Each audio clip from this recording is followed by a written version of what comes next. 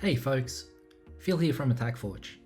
In today's video, I'm going to show you how easy it is to create custom charts in your pentest reports using our custom reporting tool we call ReportGen. So the first chart we're going to start off with is a pie chart, and this pie chart is going to show us our testing progress on the pentest. Over in AttackForge, we can see the chart that we're trying to create in the report. It shows us all of the different test cases which were tested, currently in progress, not tested, and not applicable. And if we click on test cases here in the ribbon bar, we'll see information about all those test cases that we're actually referring to. Over in our template, we're going to enter in all of the code that we're going to need to create our chart.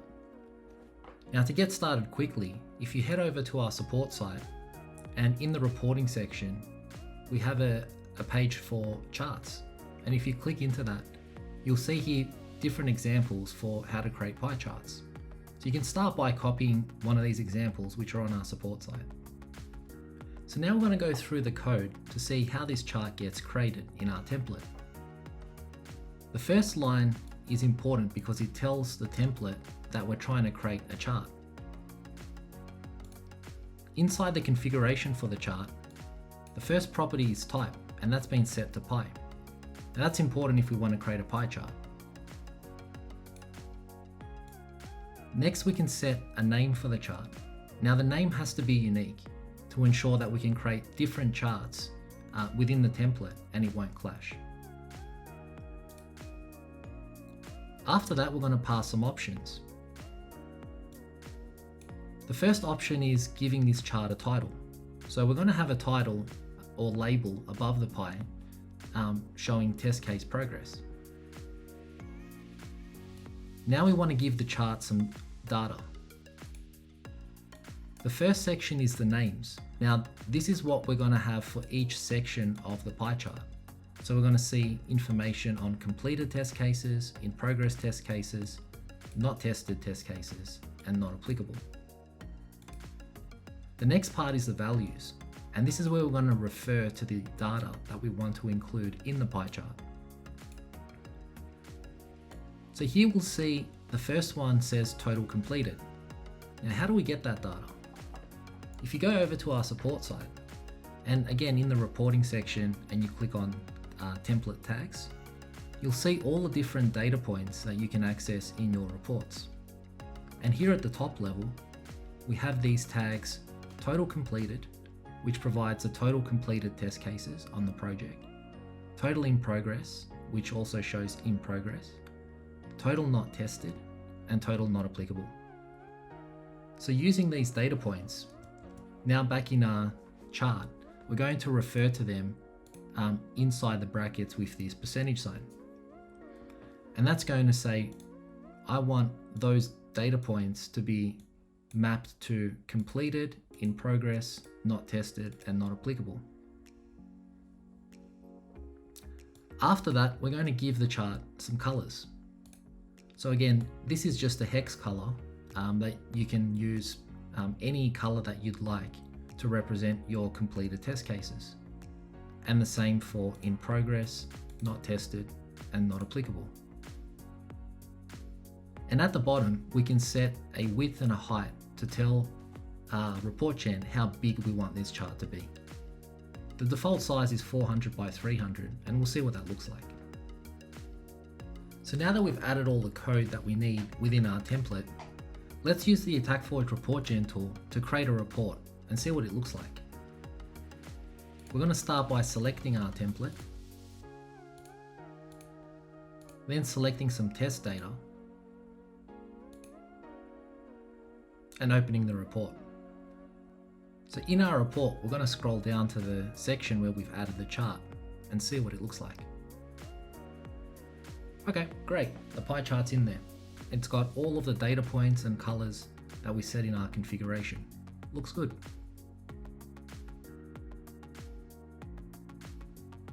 So next we're going to create a bar chart, which is going to show us all of the unique vulnerabilities that were discovered on our pentest. In our template, we've added some code which is going to present the bar chart that we want to show for the unique vulnerabilities. Now to get started quickly, head over to our support site, click on Report Templates and then Template Charts. And if you scroll down, there's a section for bar charts. Now you can copy one of these examples and make the modifications to suit your needs. So very similar to how we created the pie chart before, we're going to now create some code to tell the report how we want our bar chart to look. We're going to give this chart a type and we're going to set it to bar. We're going to give this chart also a unique name and specify that we want a vertical bar chart. We're going to add a label above the chart to show that this is unique vulnerabilities. Now we're going to specify the priorities and the vulnerabilities. So the priorities that we want to capture are critical, high, medium, low, and informational vulnerabilities. Now in the vulnerability section, we're going to map to the critical vulns, high vulns, medium vulns, low, and informational. Again, these tags are available on our support site. We're also going to assign the colors that we want each bar to represent for critical, high, medium, low, and informational. You can use hex colors, or you can also have named colors such as black or blue. We're going to also assign a width and a height to tell ReportGen how big we want this chart to be when it renders it. So let's take a look at how the chart looks. So now we can see what the chart looks like. We can see that it's a vertical bar chart. It has our title, which is unique vulnerabilities, our labels for vulnerabilities and priorities, and we can see all of the colors that we assigned for critical, high, medium, low, and information.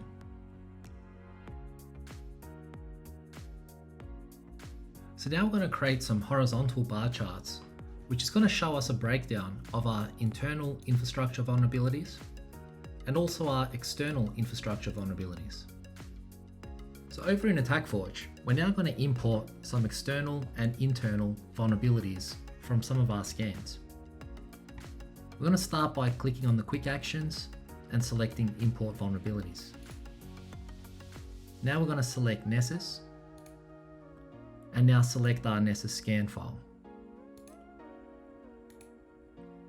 So here's all of our external vulnerabilities that were found. We're going to go ahead and select all of the ones that we'd like to import. Next, we're going to click on parameters and we're going to go ahead and tag these vulnerabilities external true. Now you don't need to use these tags. These are simply the ones I'm going to use in my template. Let's go ahead and click save and now click on import selected. Great, all those vulnerabilities are imported. Let's take a look. So now we can see all of those vulnerabilities we just imported, and we can see that they've already been tagged for us. So now let's go ahead and import the vulnerabilities from our internal scan. Again, we're going to click on import vulnerabilities, select Nessus. Now we're going to select our internal scan file. We can see all of the information that's been passed by AttackForge, and we can adjust it if we need. But let's go ahead and select which vulnerabilities we want to import. Perhaps all highs, criticals, and maybe some of these mediums as well.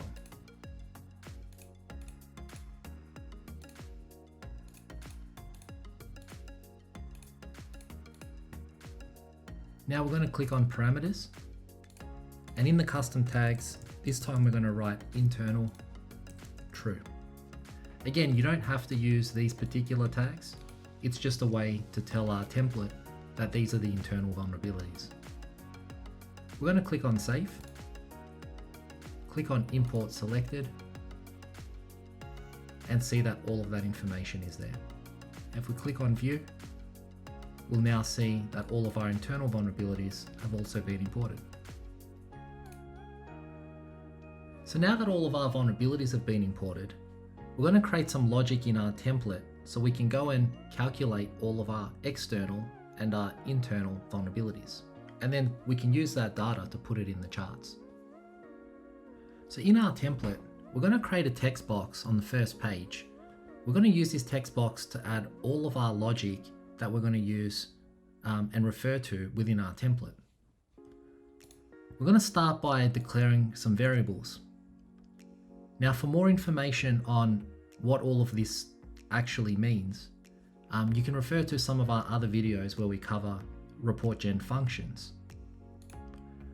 But in a summary, what we're doing is we're declaring some variables that are going to hold key information that we want to use within our charts. These are total counts for external vulnerabilities with critical, high, medium, low, and informational, and similarly with internal vulnerabilities. So now we're going to loop through every vulnerability and filter it by tags where internal is true. And they're those tags that we were setting when we were importing the vulnerabilities. You can configure this to your own needs to match your own tagging conventions. But what this filter is going to do is restrict all of the vulnerabilities to those particular tags. So now that we know every vulnerability inside this loop has that information, we can go ahead and start counting it. So if it's critical, we'll increment our variable by 1. And keep doing that for every vulnerability. And when we get to the end, we're going to push the data of that vulnerability into the relevant variable. So that way we can access the full vulnerability data later on. Once we've done this, this is going to give us all of the data we need for our internal vulnerabilities and our external vulnerabilities. And we can refer to that information anywhere we need within our entire template. So once we're done creating all the logic, we're going to go ahead and set it with no fill color and minimize it, so it doesn't actually render when we generate the report. We'll also go ahead and remove that border as well. So now that all the logic is in place, we can simply refer to the variables that we need to then access that data. So for the internal infrastructure vulnerabilities, we're going to create a bar chart, but in this time it's going to be horizontal. And we're going to give it a title, Unique Internal Vulnerabilities. Now for the data, we're going to use this $sign instead of the percentage sign that we used earlier before to say that we want to refer to a variable instead of a data point. And in this case, critical internal vulnerabilities. And we're going to do the same for high, medium, low, and informational. And if we scroll to the external infrastructure chart as well, we're going to do the exact same thing here, except give it a different name, title, and in this case refer to critical external, high external, medium, low, and informational. So let's actually take a look and see what those charts look like. So now when we generate our report, we'll see that there's a chart here for unique internal vulnerabilities and separately a chart for unique external vulnerabilities. Now these don't have to be internal and external vulnerabilities. You can use this same tagging and logic structure to build various types of charts within your reports. So the last chart we're going to build is a donut chart. It's very similar to the pie chart, except that it has this inner circle cut out. So let's take a look at how we can build a donut chart. So inside our template, we want to copy the exact same structure we had for the pie chart, except this time we're going to give it a different name for this chart. And we're also going to set an inner radius. And in this case, that white circle on the inside of the donut is going to have a radius of 140 pixels. So let's run the report and see what it looks like. So we can see that we have a donut pie chart and that the radius has been set to 140. So that gives it a very sort of thin outside layer. Now you can experiment, you can increase the number if you want a thinner donut chart, or decrease the number if you want a thicker donut chart. It's really up to you. But now we can see all of the different vulnerabilities by their remediation status, whether they were fixed, not fixed, or flagged for retesting. So let's take a look at the final product. So when we generate our report, we can see that we have a new infrastructure penetration test report. And if we scroll to the testing summary, we can see all of those really pretty charts that we now have. This is surely going to give your customers that wow factor. Using ReportGen and creating charts is super easy. So feel free to experiment and let us know what you think in the comments. So once again, I'm Phil from AttackForge, and I hope you enjoyed watching this video.